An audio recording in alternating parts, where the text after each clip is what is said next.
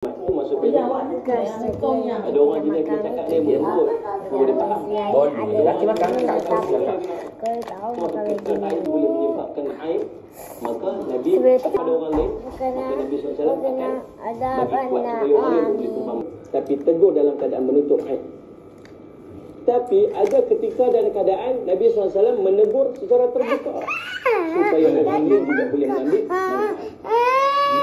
Suatu hari Nabi SAW sedang solat, dan ketika dalam solat tu ada seorang yang waktu bangun daripada rukuk dia, tuan-tuan, dia baca apa? Dia baca Rabbana walakal hamdu. Tu apa yang elok lah? Rabbana walakal hamdu hamdan katsiran tayyiban mubarakan fihi. Apa yang elok? Tak baik tulis pula bulan poket. Tu sami Allahu liman hamidah. Rabbana walakal hamdu. Tak baik lah sebut. Apa tembak je, insya-Allah, mudah-mudahan boleh jadi dekat kita. Nabi SAW tegur tak tu? Tegur dalam keadaan orang lain semua boleh mengambil manfaat, termasuk sampai kita hari. Maka tuan-tuan, dalam bab amalan-amalan yang kita buat,